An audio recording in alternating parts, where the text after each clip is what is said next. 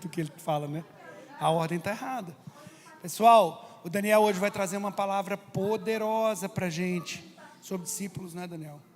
E em nome de Jesus, ele vai abençoar a nossa vida, porque esse homem é boca de Deus, diga amém. Em nome de Jesus.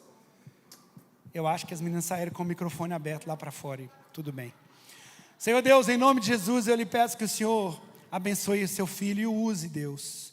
Que em nome de Jesus o Senhor faça resplandecer a tua face sobre a vida dele. E que, Senhor, hoje ele seja usado grandemente para trazer a tua palavra, Senhor, uma palavra que edifica, uma palavra que transforma, uma palavra que nos traz para mais perto de ti, Senhor. Usa, Senhor, a tua graça e amor, Senhor, sobre a vida do teu filho. Senhor, e em nome de Jesus, abençoa, abençoe, desde agora e para sempre. Eu já agradeço e louvo pela vida do Daniel, em nome de Jesus. Amém. Amém, igreja. Aleluia. Quem veio ouvir do Senhor essa noite? Aleluia. Irmãos, a gente está dando continuidade à nossa série de mensagens, discípulos. E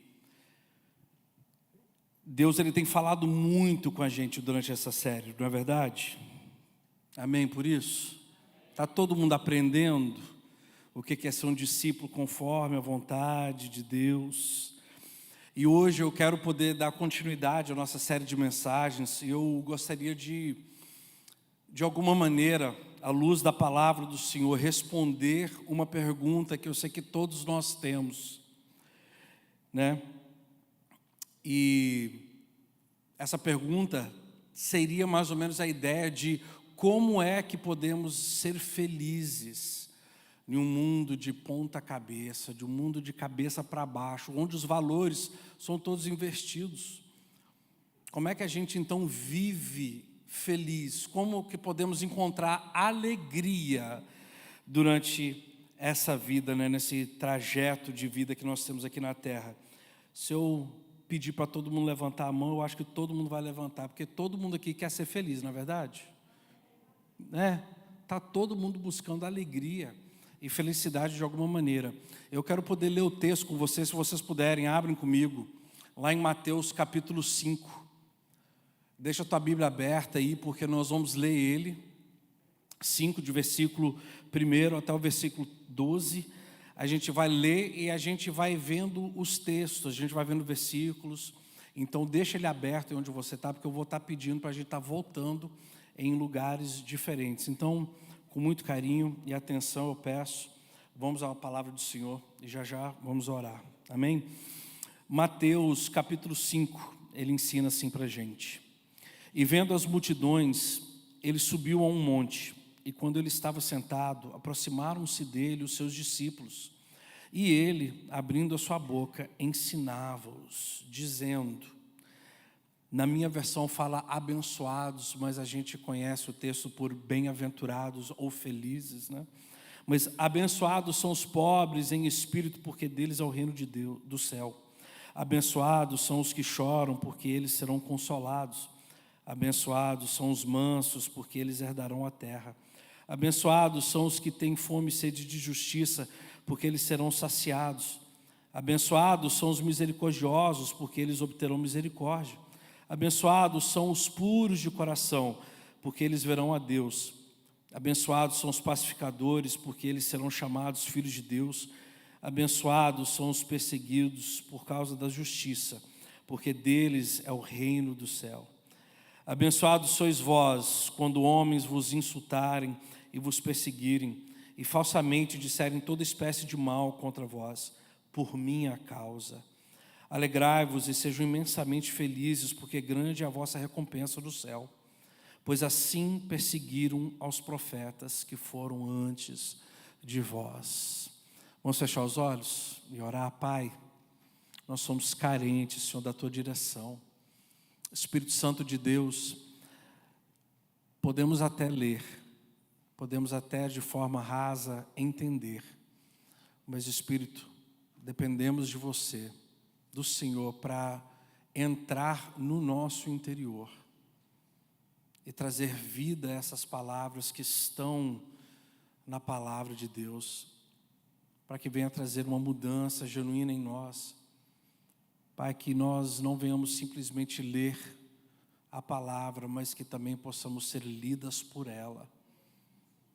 Espírito Santo de Deus, que eu peço que o Senhor venha trazer uma palavra que vá de alcance a cada irmão que está aqui para ouvi-la. Em nome de Jesus, eu te agradeço por esse momento. Amém. Aleluia, irmãos. Então hoje eu quero poder responder essa pergunta que todo ser humano ele carrega de um jeito ou de outro, que é: como ser feliz neste mundo? Como que a gente consegue ser feliz neste mundo? Né? Porque a verdade é que muita gente está viva, mas nós não estamos contentes com a vida que temos. A gente está vivendo, a gente acorda, vai ao trabalho, chega em casa, vai descansa, acorda no dia de manhã, a mesma coisa. Parece monótono, parece rotineiro, parece sem vida, parece não ter fim, parece não ter solução muitas vezes. E quando chegamos em Mateus aqui, no capítulo 5 de Mateus, parece que Jesus, ele finalmente está nos dizendo como ser felizes. Porque o texto, ele está sempre repetindo muitas vezes, né?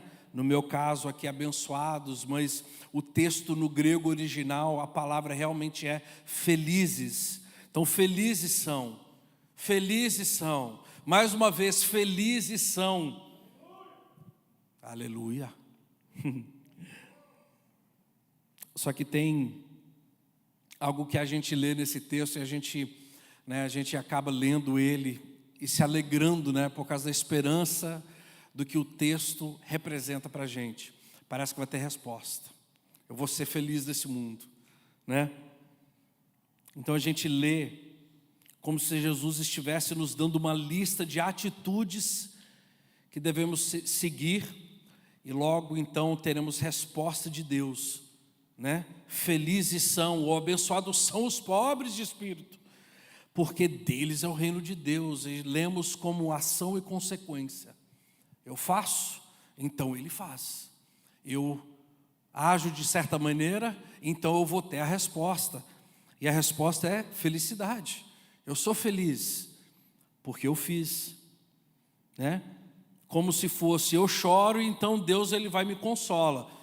Eu sou manso, então Deus ele vai me recompensar. Eu tenho fome e sede de justiça, então Deus ele resolve tudo agora. Mas só que existe um erro muito sutil quando a gente lê esse texto. Porque ela muitas vezes é lida de forma superficial. Se a gente for pegar da forma que ela é apresentada: felizes são aqueles que fazem X, vocês terão Y. Parece efeito e consequência. Mas Jesus, ele está falando além disso, né? A gente lê de forma como se parece de que se talvez eu seja mais sensível, ou talvez se eu seja mais calmo, ou talvez se eu seja mais equilibrado, ou seja mais pacífico, então eu mudo meu temperamento, mudo meu comportamento devido aos meus esforços humanos. E ali então eu tenho aquele refinamento emocional, ou uma espiritualidade até muitas vezes sem Cristo. Quantas vezes eu não ouço pessoas falando isso, né? Cara, Jesus falou, né? Felizes são, abençoados são aqueles que fazem dessa maneira. Mas Jesus ele não está descrevendo um tipo de personalidade somente. Ele está descrevendo uma vida rendida. O que Jesus ele está descrevendo aqui é mais profundo do que efeito e consequência, é de ação e resposta. Isso daqui é uma vida completa, é uma vida entregue que ele está explicando aqui para a gente. Lembra? Jesus, ele veio nos ensinar aquilo que é do céu para nós, aquilo que é para romper a vida rotineira da qual a gente vive todo dia. Precisa ter uma quebra na nossa vida rotineira, de acorda, trabalha, dorme, acorda, trabalha, dorme, parece que não tem fim, parece que não chega em lugar nenhum, e isso traz tristeza para a gente, né? No inglês a gente fala do rat race, né? A corrida dos ratos, né? Fica lá em círculo, círculo, círculo, círculo, e nunca acaba. Só acaba na hora que a gente cair do círculo, da rodinha, né? Morto. E não é isso, não é verdade? O fim do texto que eu li aqui agora, que seria o versículo 12, como a gente está falando sobre uma vida de ponta cabeça, uma vida que é de trás para frente, princípios e valores que não entram em conexão com Deus, eu quero então também trazer sentido às nossas felicidades, lendo o texto também de trás para frente. Porque Jesus ele abre com felizes sois, ou abençoado são aqueles que, mas no final do texto, que é o versículo 12, ele abre uma questão mais profunda, né? No versículo 12, ele diz aqui para a gente: pois assim perseguiram os profetas que foram antes de vós. Pois assim perseguiram os profetas que foram antes de vós. Ou seja, as bem-aventuranças, elas não são só uma lista de comportamentos premiados. São a descrição da vida dos que pertencem a Cristo, entram na mesma trilha dos profetas e vivem por causa dele. Isso é as bem-aventuranças. Lembra, a gente está buscando a resposta. Por que eu não sou feliz? Como é que eu posso ser feliz nessa vida da qual eu vivo? Só para dar um pouquinho de pano de fundo que está acontecendo aqui. Tanto aqui em Mateus quanto em Lucas capítulo 6, onde é o relato do mesmo acontecimento, que seria as bem-aventuranças. Tanto Lucas quanto Mateus, ele apresenta um ponto de vista diferente, mas os dois, por mais que existem algumas nuances, diferença dentro da descrição do evento, ambos descrevem a mesma coisa, que é o quê? Os discípulos, Jesus, discípulos e multidão. Os três estavam presentes nesse momento: discípulos, Jesus e multidão. O que é apresentado para a gente aqui no texto é: vendo as multidões, esse que é o versículo 1, né? E vendo as multidões, ele subiu a um monte, e quando ele estava sentado, aproximaram-se dele os seus discípulos, e ele, abrindo a sua boca, ensinava-os, dizendo. Então, a gente tem aquela cena, né, do The Chosen, quando a gente vê essa cena aqui, né? Quem já assistiu The Chosen? Quem já chegou nessa etapa, né, nessa fase? Porque tem gente que está atrasado, né? Spoiler, vou dar um spoiler para vocês aqui do The Chosen. Tem essa cena aqui onde ele tem a pregação do monte. Então, nesse momento, a gente tem aquela imagem, a gente tem aquela visão de que é Jesus de forma ampla, falando com todo mundo: bem-aventurados sois vocês, e falando com a multidão. Mas o texto claramente, tanto aqui quanto em Lucas, ele descreve uma situação onde parece que o texto descreve a multidão estava ali, os discípulos também estavam, mas Jesus parece que entra, sai de cena um pouquinho, sobe em um pedacinho de monte ali, os discípulos seguem ele e ele começa a falar com eles, ensinar para eles ali. Eu creio que talvez poderia até ter a multidão assim, né, como background, como fundo, né? Ali todo mundo lá, mas o papo que Jesus estava tendo aqui era com os discípulos. O papo que ele estava tendo aqui era com você e eu, porque eu não quero ser multidão, eu quero ser discípulo, amém? Amém? Cadê os discípulos de Jesus? Então, o primeiro ponto que eu quero poder levantar aqui com vocês, para conseguirmos realmente sermos felizes na vida que a gente vive, a chave da alegria é consciência de pertencimento. É o primeiro ponto, consciência de pertencimento. Qual que é? Está lá revelado em Mateus 5:12. A gente consegue colocar o versículo 12 aqui na tela, por favor? Regozijai-vos, exultai, porque grande é o vosso galardão nos céus, pois assim perseguiram aos profetas que vieram antes de vós. Olha a linguagem que Jesus está usando. Olha a linguagem que ele está usando. Assim perseguiram os profetas que foram antes de vós. Por que eu falo a respeito de, para termos a alegria plena, primeiro precisa mudar a nossa consciência de como Jesus está chamando eu e você para vivermos o Evangelho. Porque Ele nos coloca na mesma linhagem de mensageiros do Evangelho, igual aos profetas que vieram antes dos discípulos. Ele está falando aqui assim, da mesma maneira que aconteceu com eles, também vai acontecer com vocês. Nós temos um contexto talvez um pouco diferente do que é profeta. O nosso contexto é mais moderno. Nosso contexto muitas vezes toma até uma forma de certa caricatura de profeta, né? Aquele que grita, que aponta o dedo e fala, é isso que eu te digo, né? Essa é a ideia que a gente tem de profeta. No texto original, no grego original, profeta, incrível que pareça, no grego também é profetes, que, né, hoje a gente tira a palavra profeta, não muda muita coisa, mas a ideia de que é o mensageiro que vem antes do seu Senhor, aquele que é enviado antes do Senhor que o enviou, e ele vai com uma mensagem para criar um ambiente, ou preparar o ambiente para o seu mestre entrar. Então, quando ele diz profeta, é essa a ideia, aquele que vai adiante, preparando o caminho, com a mensagem do seu mestre, para vir então, preparar um ambiente para o mestre poder entrar. Isso é profeta. Então, quando Jesus está falando com os discípulos, ele está falando, assim perseguir os profetas que vieram antes de vós, Jesus está falando então que é mais do que virtudes, é mais do que linha de comportamento, é mais do que isso. Ele está colocando os discípulos dentro de uma história maior. Ele está separando discípulos da multidão.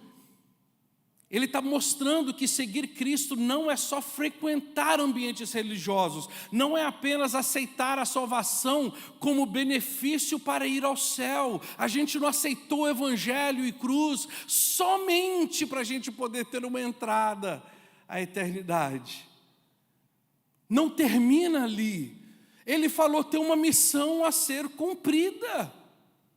Você que é meu discípulo, eu tenho uma expectativa de você.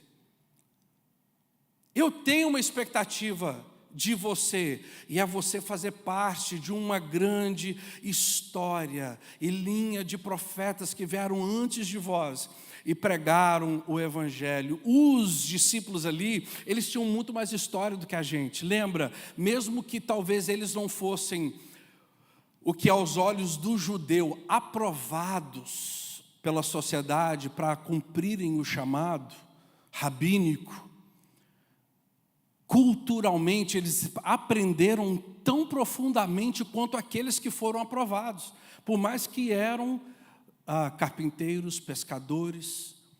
Eles tinham uma história rica. Davi, Samuel, Isaías, Ezequiel, Oséias, os profetas, Jeremias, Samuel, aqueles que vieram com poder, Isaías, Elias, Eliseu. Essa história, quando falava de profeta para eles, eram esses nomes que entravam na cabeça deles. E eles falavam assim, você está comparando a gente com eles? Moisés? É com eles que você está comparando a gente? Você está falando que é essa história, é esse peso, é essa responsabilidade da qual o Senhor está imputando sobre nós? Sim, porque da mesma maneira que perseguiram os profetas, vocês também vão ser perseguidos. Mas a ideia é o quê? Eles vieram antes, agora é a tua vez de continuar a história. Isso é discípulo. Amém? Cadê os discípulos de Jesus? Aleluia. Então,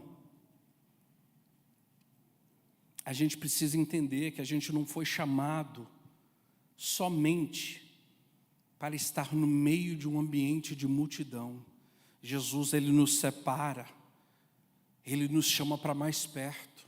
Por isso que eu falo, a primeira coisa que a gente precisa entender, para realmente alcançarmos um nível de contentamento.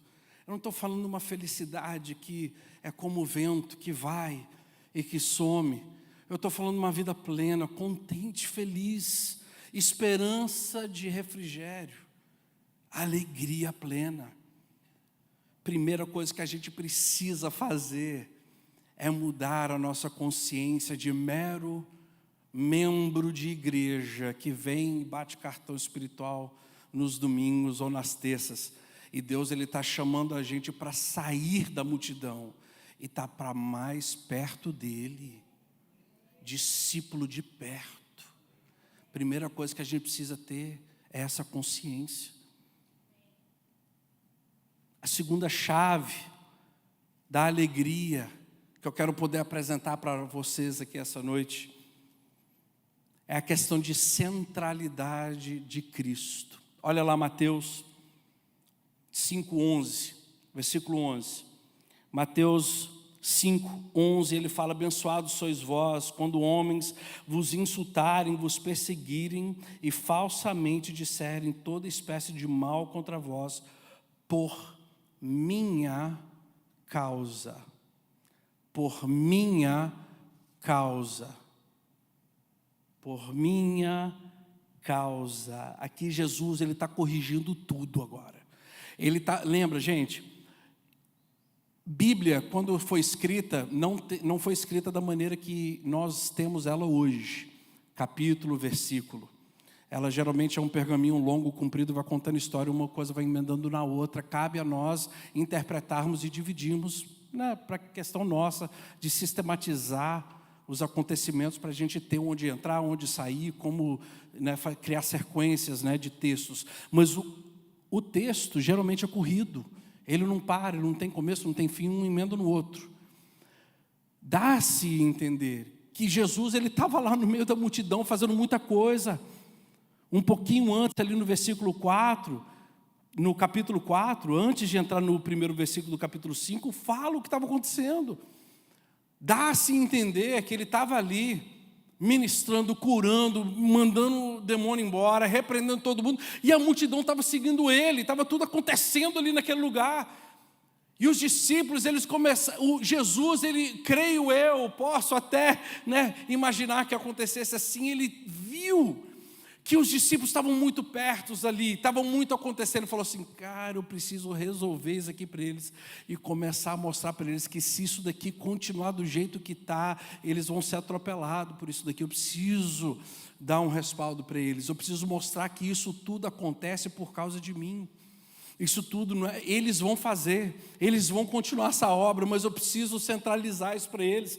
Porque abençoados sois vós quando homens vos insultarem e vos perseguirem, falsamente disserem toda espécie de mal contra vós, por minha causa.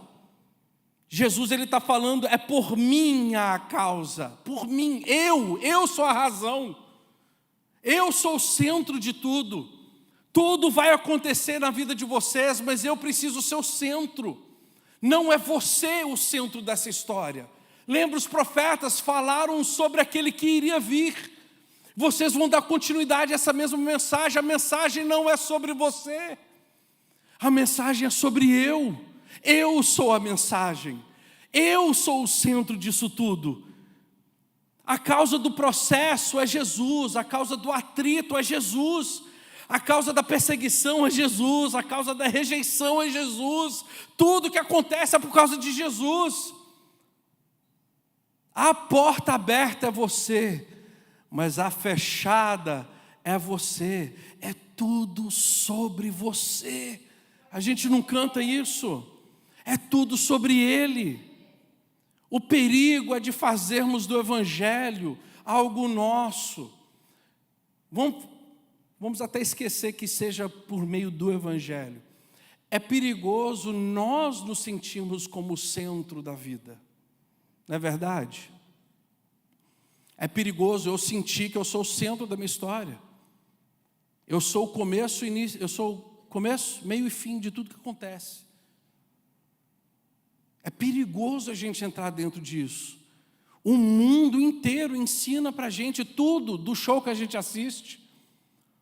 Show de Netflix, episódio X, jogos, a ideologia de gênero, tudo. Tudo que o mundo ensina a respeito do eu. Eu mereço. Qual o maior argumento agora? Direitos humanos, né? Eu posso, eu tenho direito. O Brasil tem muito, né? O cara, eu não tenho referência nenhuma, vocês que preenchem os buraquinhos aí. Mas no Brasil tem aquele cara que vai para as lojas para lutar pelos direitos do consumidor do outro, vai lá bater boca com dono de estabelecimento, já viu isso?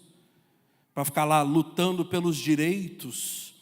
Brasileiro é muito de direito, americano também é muito de direito, a gente luta pelo que é meu, eu quero. Agora imagina, a gente tendo que pregar para um povo, Cristo tendo que pregar para nós, onde o que eu tenho, o que eu quero, o que é de direito meu, eu quero hoje. E a gente luta por isso. E a gente esquece que a história não é nossa. A história é de Cristo. O único direito que eu tenho é o direito de obediência. A gente cantava uma música, isso é no tempo do EPA. Lá, quer dizer, deixa eu corrigir isso, que eu falei o tempo do EPA, e depois eu falar lá para os meados de 1990, 2000, pelo amor de Deus, né? Não é tão EPA assim, né? Comparado, né? Mas tinha uma música que a gente cantava muito, que era uma música do Trazendo a Arca. Restitui. Eu quero de volta o que é meu.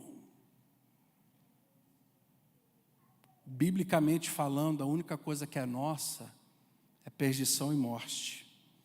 Pagamento de pecado é morte.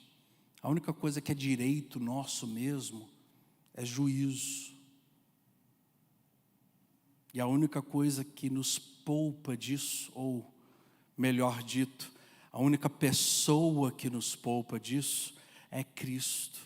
O sangue dele sobre nós e o Cristo morto e ressurreto, aquele que está à destra do Pai, intercedendo por mim e por você todos os dias.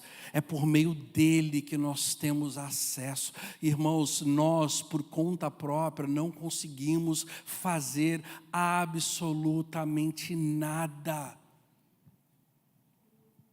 Por conta própria. Que história que nós temos a contar. Que centralidade de vida que nós temos quando a gente coloca só a gente no centro. A gente vem para um culto de domingo esperando bênção de Deus, do mesmo Deus que a gente ignorou a semana inteira. Chega no domingo, Deus me abençoa. Deus, nossa, que culto que foi meio desagradável, né? Não foi tão legal, não senti nada, não senti presença, a música não foi do jeito que eu achava. E a gente entra no velho argumento, né? O culto não é para você, o culto é para Deus. Cabe você dar e Ele receber. Mas a centralidade que a gente coloca em nós mesmos, onde Cristo é o autor e consumador da minha vida, não da fé que Ele depositou em mim, não é da história dele. E é por meio dessa lente que muitas vezes a gente enxerga as felicidades ou as bem-aventuranças. É por meio dessa lente. É difícil a gente separar os dois, porque a vida inteira ensina para a gente que pelos meus direitos eu posso deixar um patrão que me paga bem, me paga toda semana e abandonar ele, porque o outro lá está me dando $1 a mais de trabalho, $1 a mais por hora de trabalho. Então deixa aí. Cara, você sabe como é que é a América, né?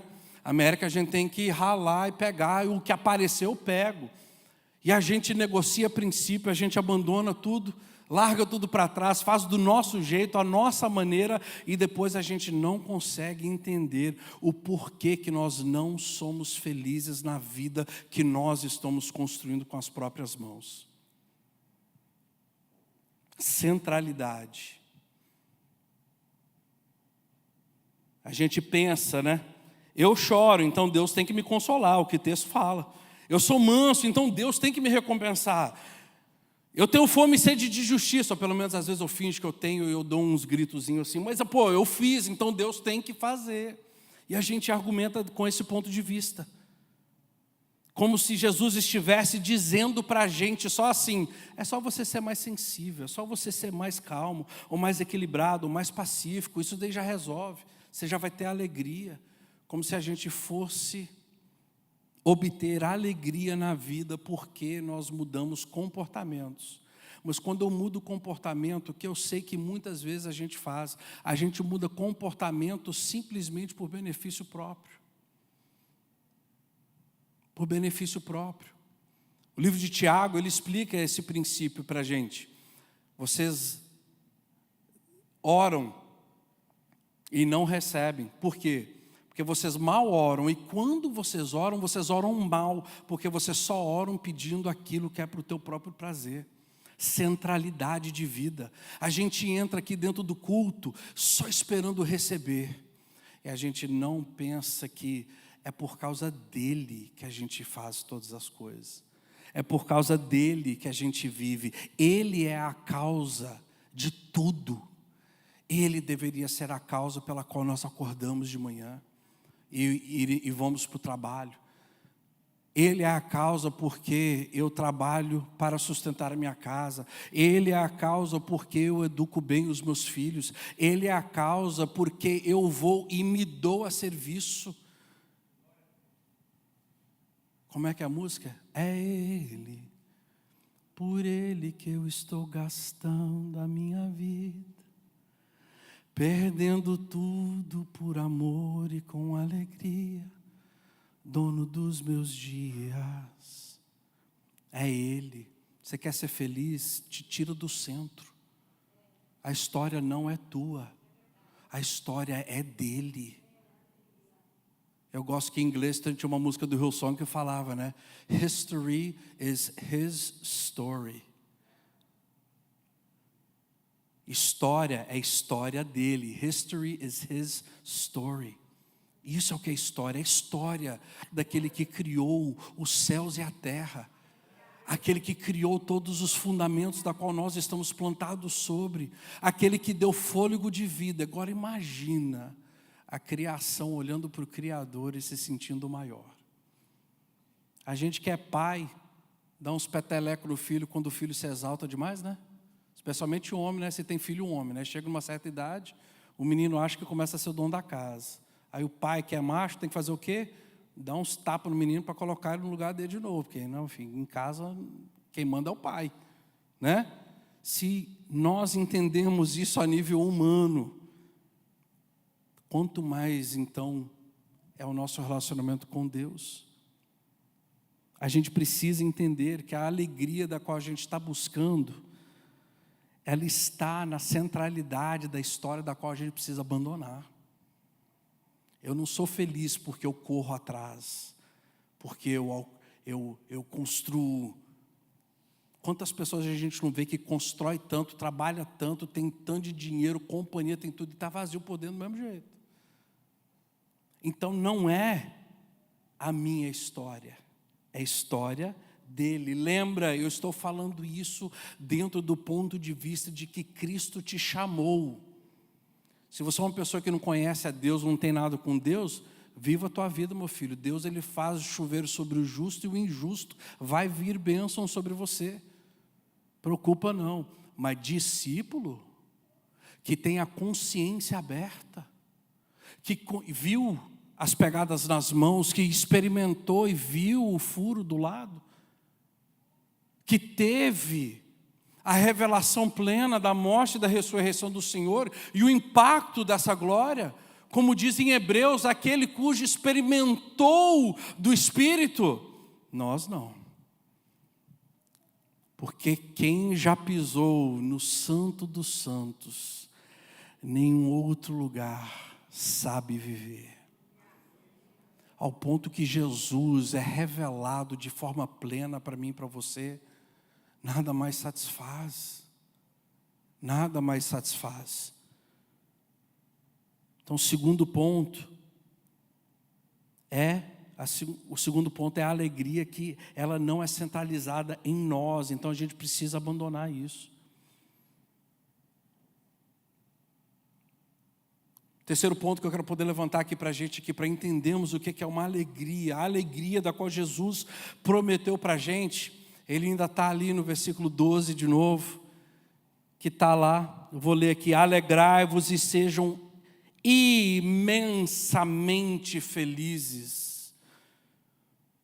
Eu vou ler o 11 para você entender o porquê que ele falou que você tem que ser imensamente feliz, né?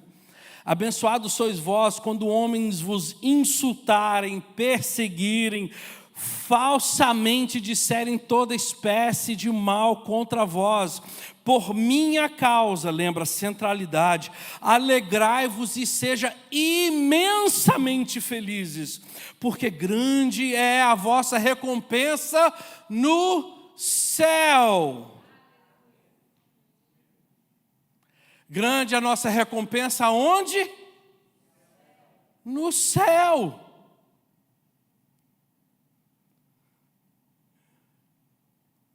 O apóstolo Paulo, ele disse: se nós não formos aqueles que temos esperança para a eternidade, nós somos os mais miseráveis.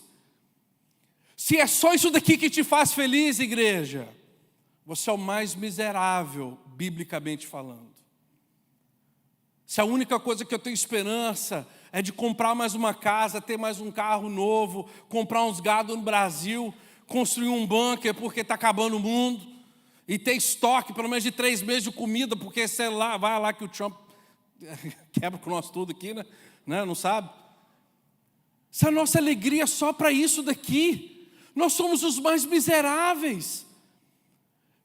Imensamente felizes, sejam imensamente felizes, porque grande é a vossa recompensa no céu. Existem 2 coisas que eu quero levantar aqui nessa questão. O primeiro dele é Hebreus capítulo 11, quando fala a respeito dos nossos pais da fé, os heróis da fé que vieram antes de nós. O texto claramente descreve para a gente homens que foram prometidos tudo e não usufruíram de nada, e não viram a promessa da qual foi prometido a eles. Então existe um momento da qual, sinceramente, nós não vamos experimentar, porque Jesus, ele não veio simplesmente nos salvar, ele veio para nos ensinar tudo o que é necessário para alcançarmos a eternidade da qual ele prometeu para a gente. Aquele que, a pastora Sara pregou aqui esses dias, para aquele que vencer, aquele que chegar até o fim, aquele que cumpriu o propósito, aquele que chega e bate a meta, que é o quê? Eu dei tudo para Jesus, nada me sobrou.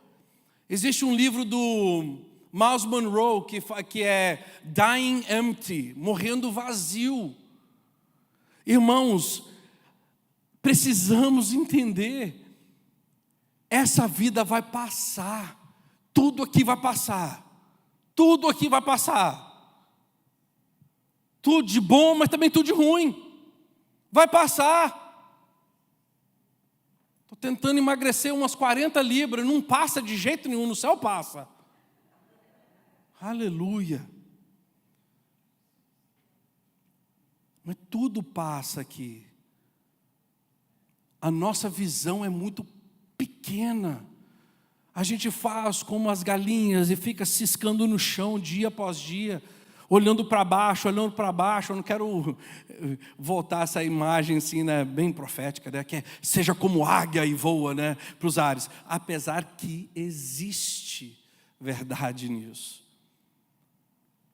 A gente precisa entender que Cristo não me chamou e não chamou você para vivermos olhando para baixo. Ele disse o quê? Levai os vossos pensamentos cativos ao Senhor e pensai nas coisas do alto, aonde Cristo está.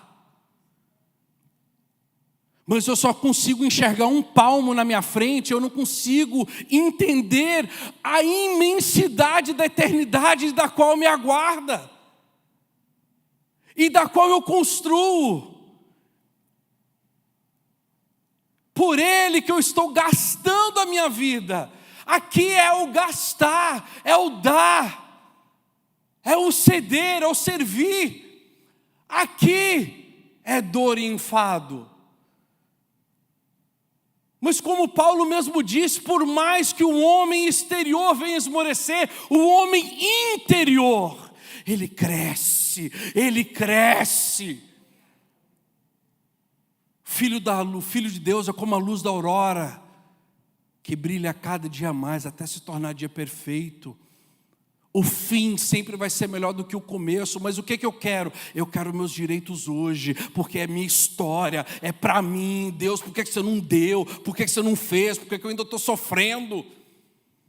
Uma frase que me libertou muito disso, é que eu ouvi uma vez, eu compartilho com vocês, um sábio homem uma vez disse assim: os homens dizem, a vida é curta, então aproveite. Deus diz, a vida é curta, então aguente.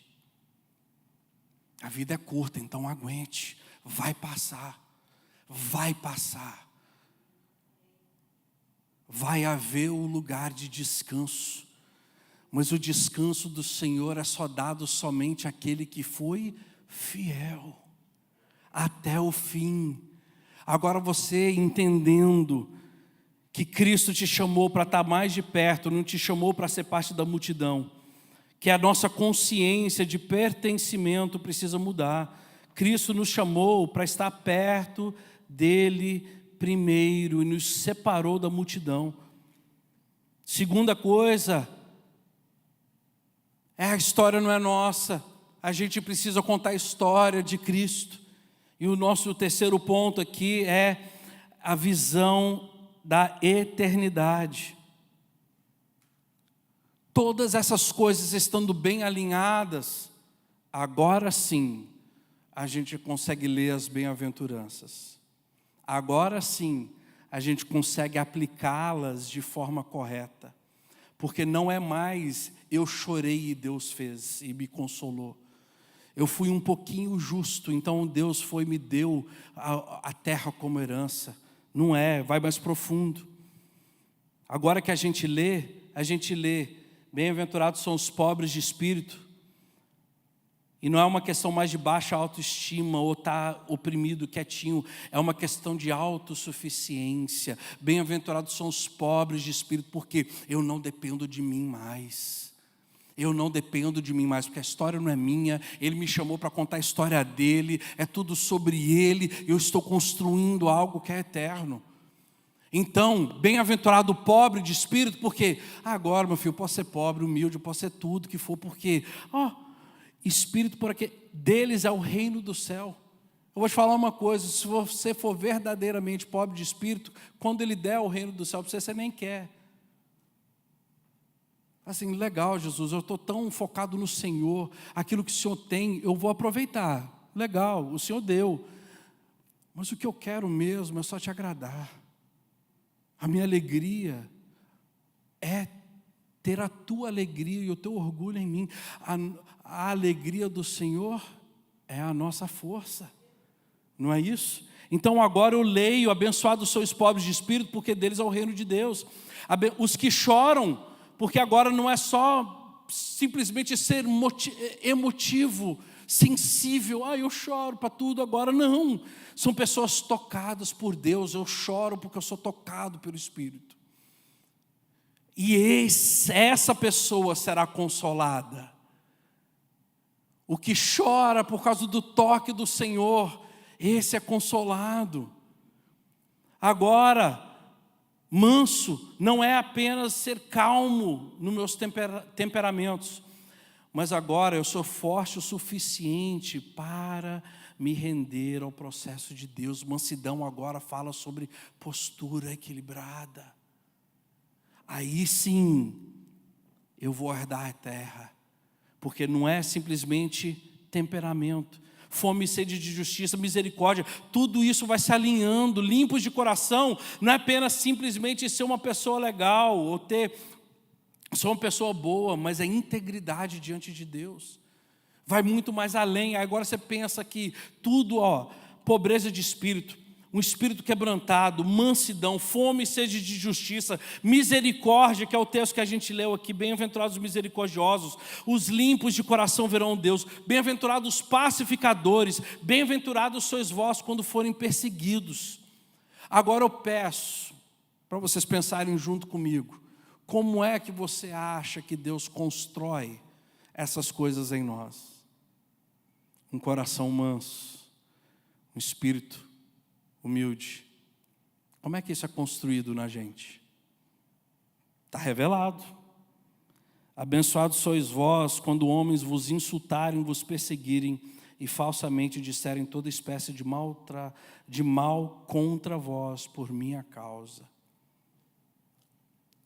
A dor da vida da qual a gente nega tanto, as dores que vêm contra a gente porque nos posicionamos em Cristo, aquilo que aparentemente é o que está trazendo maior tristeza para a gente, porque nós somos caluniados, traídos, mal falados, por causa do nome de Cristo, são exatamente essas mesmas coisas que nos moldam à imagem e semelhança de Jesus. Isso é um outro aspecto da vida que nós negamos muito. Porque coach, a linguagem dos coaches hoje é: se não te faz bem, tira fora da tua vida. Não é verdade? Você é resultado direto das 5 melhores pessoas que estão ao teu redor. Você é o 6º. Se a pessoa é tóxica, manda embora, que você não pode ter toxicidade perto do seu lado, não. Se a pessoa é ruim, abandona. Foi o pastor Anderson Silva que falou isso uma vez. Não concordo com tudo que ele fala não, mas com isso eu concordo. Se Deus ele tira toda pessoa ruim da sua vida, você vai ser formado para ser o quê? Quem vai te formar? Os caras legal? Não, meu filho. Do que adianta você dizer que ama aqueles que te amam? Eu digo a vós, ame os seus inimigos. Do que adianta você convidar alguém para vir na tua casa, sabendo que você vai poder ser galardoado do mesmo jeito, ele vai poder te recompensar da mesma maneira. Convide aqueles que não conseguem te retribuir nada. Cristo ele está falando, é na dificuldade, é na perseguição, é na toda espécie de maltrato que vier, que a gente abandona, é que revela o quanto ainda precisamos ser transformados. Eu costumo dizer, você acha que você é todo amoroso, né? Filhinho de Jesus. Aí Jesus manda um semi-endemoniado para estar do teu lado, aí você vê que você não tem nada de amor ainda. Você vê quanta paciência você ainda precisa exercer, quanta mansidão você ainda precisa exercer. Ou aquela pessoa que nunca aprende, você tem que ensinar 17 mil vezes a mesma coisa. A tua paciência é testada a cada segundo com aquele indivíduo. Aí Jesus está falando assim, eu vou te tratar como? A maldade, insulto, perseguição, maltratos, eles revelam o mal que ainda está em nós, que precisa ser transformado. Não é o mal que vem a nós, é o mal que revela nós. A maldade do outro manifesta em mim os meus frutos, e se os meus frutos são maus, não é o ambiente ou a pessoa que tirou a maldade de dentro de mim, a maldade sempre esteve, e Cristo teve que trazer ela à tona para ser tratada. Discípulo, você quer ser feliz? Entenda, a nossa vida não vai ser fácil. Ela não vai ser agradável muitas vezes. A pior frase do evangelho que eu muitas vezes ouvia, especialmente quando eu estava crescendo na minha adolescência, era de entender que quando você anda com Jesus, Jesus vai te fazer feliz.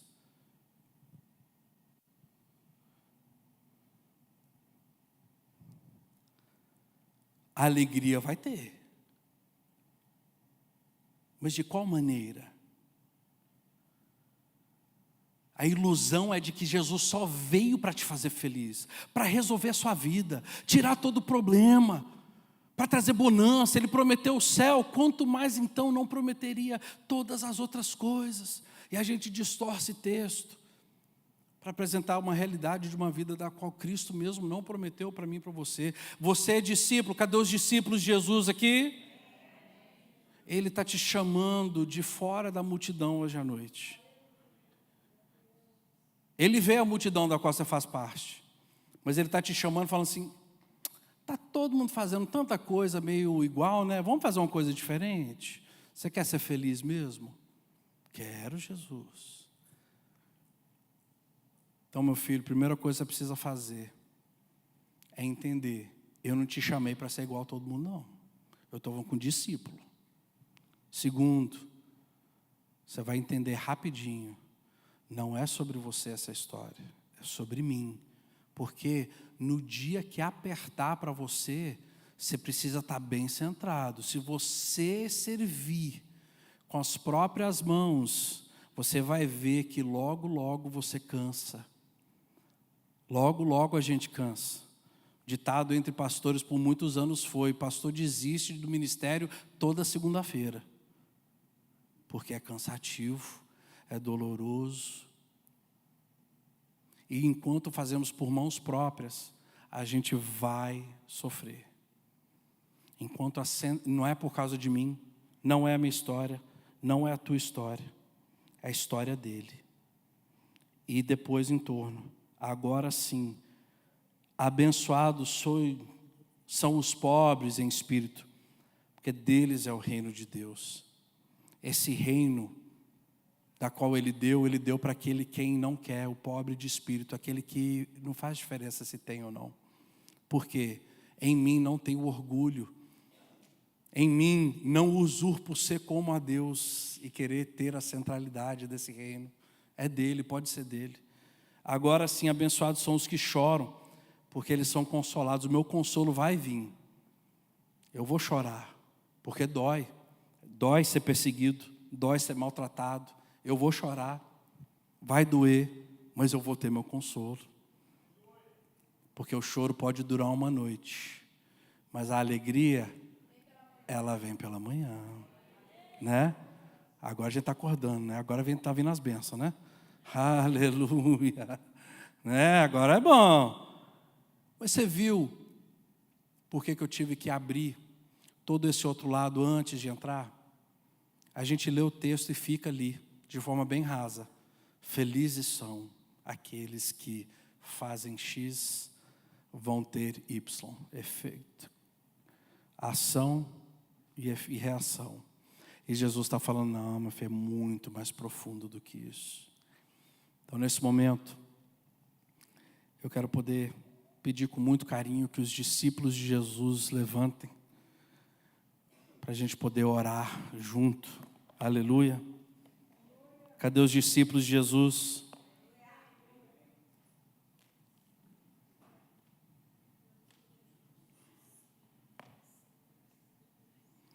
Irmãos, não tem problema fazer parte da multidão, porque quem está na multidão ainda vê glória, ainda vê cura, ainda vê milagre. A multidão comeu dos pães, comeu dos peixes que foram multiplicados. Existe um derramar sobre a multidão. Existe bênção. Existe chuva de bênção sobre o justo e o injusto. Deus vai abençoar.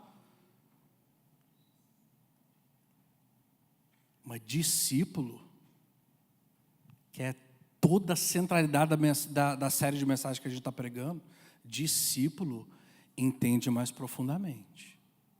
Discípulo entende que o meu acordar e o meu levantar, o meu andar, o meu caminhar, tudo deve ser para Cristo. Tudo reflete. Todo o ambiente da qual eu entro. Eu sou o profeta, o mensageiro que vem antes do mestre para trazer o evangelho e a vida da qual foi depositada em mim para aquele ambiente. Vós sois as cartas do evangelho, não escrito em tábuas, mas agora escrita nas tábuas dos corações dos homens. Pode subir, louvor. Vós sois as cartas do evangelho. Então, quanto mais perto a gente está de Jesus, possivelmente mais vai doer. Porque Cristo é um fogo consumidor. E em nós existe mal que ainda precisa ser tratado. Não somos tão bons quanto achamos. Não somos tão curados quanto achamos. Não somos tão perfeitinhos. Por mais que a gente está há mais de 20 anos na igreja. Eu sei todo o jargão bíblico. Sei todo o jargão cristão. Já participei de todo evento imaginável. Já comprei a camiseta. Já levei para casa. E mesmo assim, o meu melhor ainda é considerado trapo de imundícia ao Senhor. Ser discípulo de verdade, estar perto, significa que muita coisa a gente precisa abnegar ainda. Você quer ser verdadeiramente feliz? Então pare de lutar a queda de braço de controle com Deus da tua própria vida.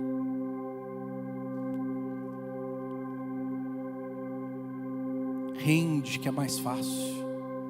Cede, que é mais fácil. Feche os olhos onde vocês estão. Eu quero poder orar junto com vocês, porque eu sou tão carente dessa mensagem quanto vocês são. Porque não é tempo de igreja que garante, e não é título que garante nada. Não é porque eu sou pastor que sobre mim existe algo sobrenatural ou uma portinha de escape especial só para pastor. Não, todos somos discípulos do mesmo mestre.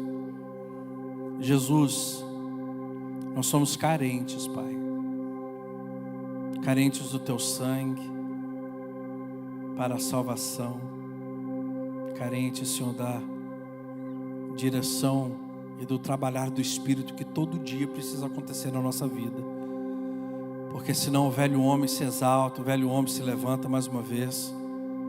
E se não matarmos ele todos os dias, ele assume mais uma vez o trono do controle da nossa vida. E nós nos achamos nos direitos de termos aquilo que o Senhor prometeu, nos achamos nos direitos de ter e fazer aquilo que é do nosso bel prazer, Pai. Então, em nome de Jesus, Senhor, se eu pudesse pedir qualquer coisa para a gente agora, seria que nós venhamos ser pobres de espírito diante do Senhor, humildes, para que o Senhor não venha nos abater, porque o Senhor abate o orgulhoso, mas o Senhor não resiste o humilde, o quebrantado e o contrito. Então, Espírito Santo de Deus, é isso que eu peço. Venha fazer de nós uma igreja quebrada, quebrantada, contrita, pobre de espírito. Não para o efeito dela, que seria herdar o reino do céu, mas para que possamos estar perto do Senhor todos os dias. E nisso, aprender do Senhor, crescer com o Senhor. Igreja, nesse momento, eu convido você, nem que você tire 15 segundos, 20 segundos. Eu quero que você avalie a tua vida, diante à luz da palavra. Vê áreas na tua vida onde você lutou com Deus pelo controle. Lutou com Deus pela última palavra. Lutou com o Senhor para ter muitas vezes aquilo que Ele prometeu, mas tê-lo de forma errada às vezes. Tirei 20 segundinhos, fala com Jesus.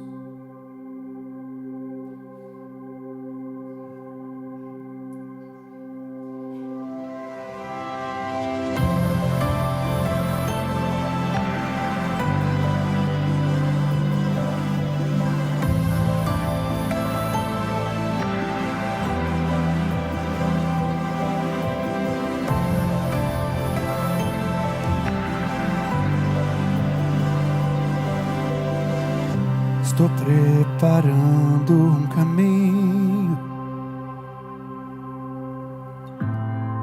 endireitando as veredas e cada vez mais diminuindo, porque importa que ele cresça. Nele o meu prazer está. Eu não sou digno de desatar as suas sandálias. Nele a minha vida está, e eu caminho com a certeza de que ele virá. Você pode cantar? É ele, por ele que eu estou gastando a minha vida, perdendo tudo por amor e com alegria, dono dos meus dias. Estou preparando um caminho, endireitando as veredas e cada vez mais diminuindo, porque importa que ele cresça. Cante, igreja. Nele o meu prazer está, e eu não sou digno de desatar as suas sandálias. E nele a minha vida está, e eu caminho com a certeza. Os discípulos de Jesus de que ele virá. Podem cantar isso para ele. É ele, por ele que eu estou gastando a minha vida. Agora não é momento de você receber, tudo por amor. Agora é momento de você derramar. Derrame agora o controle. Derrame agora aquele orgulho que te segura. Derrame agora tudo. Derrame agora aos pés. Porque como profetas, nós abraçamos a mensagem daquele que nos enviou. E ele virá, soberano em poder. Ele virá, aleluia. E o governo está nele. Vejam, ele traz consigo a sua recompensa. Profetas, abrem o caminho para o Senhor voltar à igreja. Como profetas, nós abrimos o caminho para a volta de Jesus. E ele irá voltar. E o governo está nele. Vejam, ele traz consigo a sua recompensa. É ele, por ele que eu estou gastando a minha vida, perdendo tudo por amor e com alegria, dono dos meus dias. É ele, por ele que eu estou gastando a minha vida, perdendo tudo por amor e com alegria. Jesus, como discípulos, cantamos ao Senhor, não como a multidão, como discípulos, aqueles que o Senhor chama para perto, aqueles que o Senhor molda conforme a tua vontade. Faça de nós, Senhor, verdadeiros discípulos, mensageiros do Evangelho de Jesus. Mensageiros, Senhor. Ele virá, soberano em poder. Ele virá, e o governo está nele. Vejam, ele traz consigo a sua recompensa. Ele virá,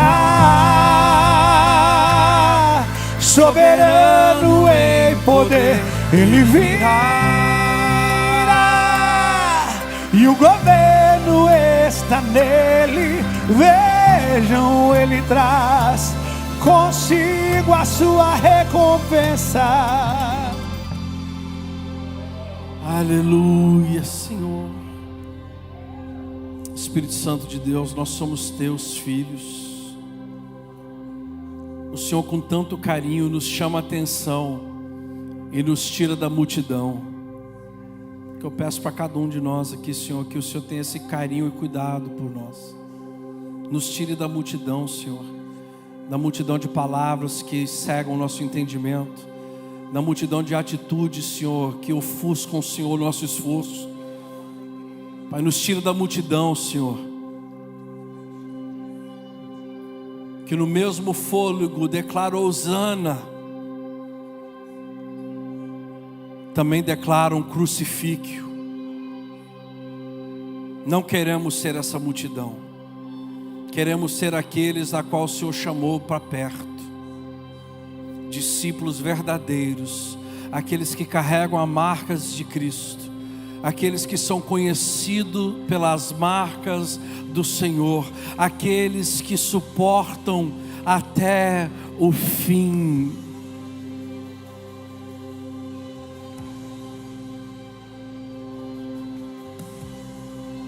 Oh Senhor, faça de nós, Senhor, esse povo. Faça de nós, Senhor, esse povo. Em nome de Jesus, Senhor, faça de nós esse povo.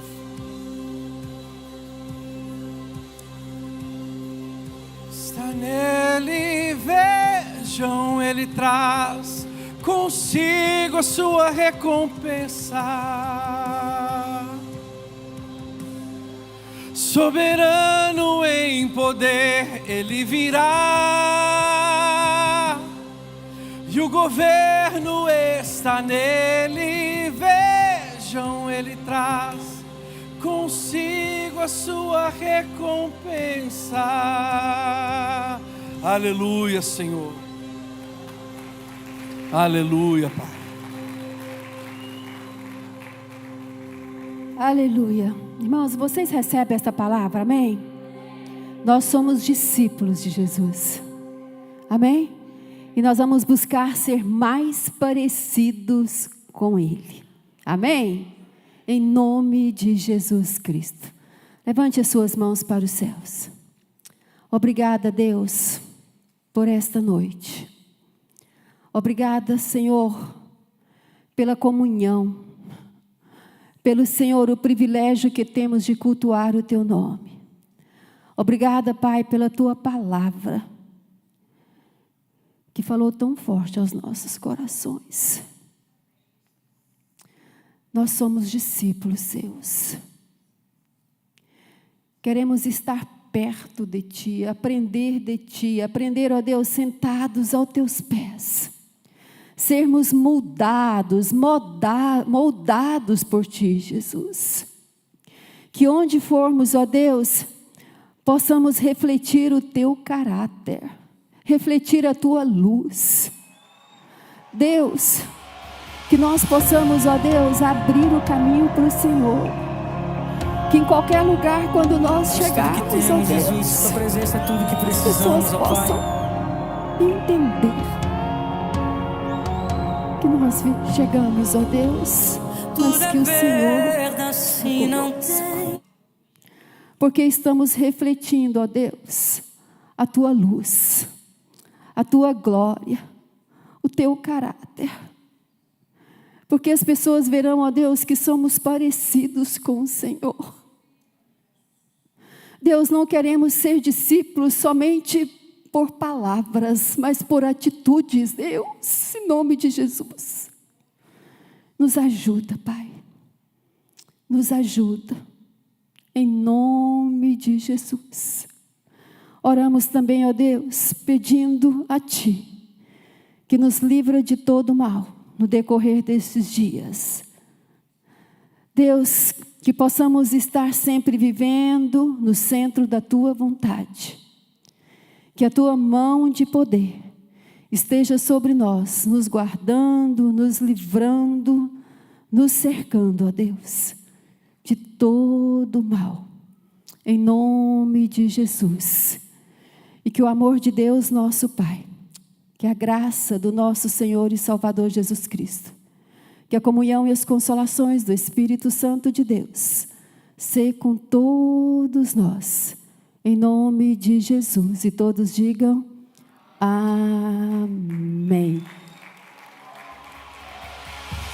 Queridos, só lembrando vocês que domingo o nosso culto será às 6 da tarde, 6 p.m., o nosso espetáculo da Páscoa. Então chegue um pouquinho mais cedo, tá? Porque eu tenho certeza que esse lugar será pequeno.